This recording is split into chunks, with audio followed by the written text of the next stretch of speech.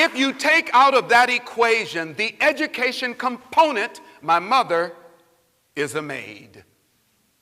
If you take that out, it is the one transforming piece that changed her life. We saw it firsthand, and so I believe it intently. Well, that's the kid that I am, all grown up, and I still believe in that power of education. But access is key to make that happen.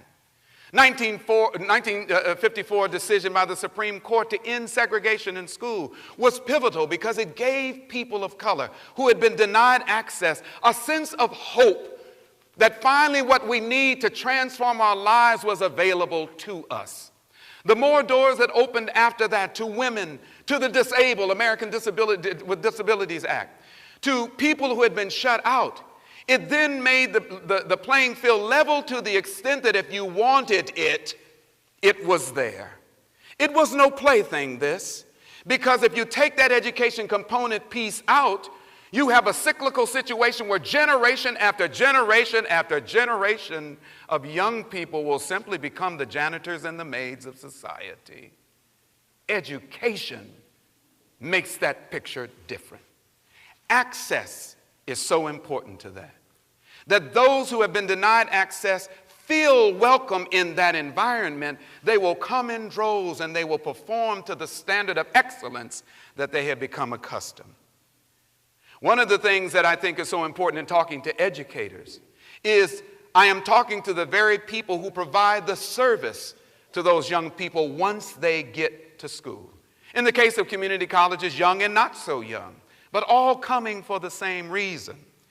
If we think about teachers, the one thing that I'm often confused about is when I look at the job descriptions, there is no specific indication about anything that you must do besides disseminating information.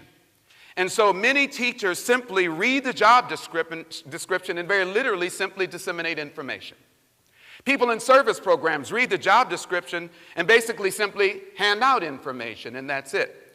Service is not necessarily a part of that. The faster our society goes, service is becoming less and less a part of that.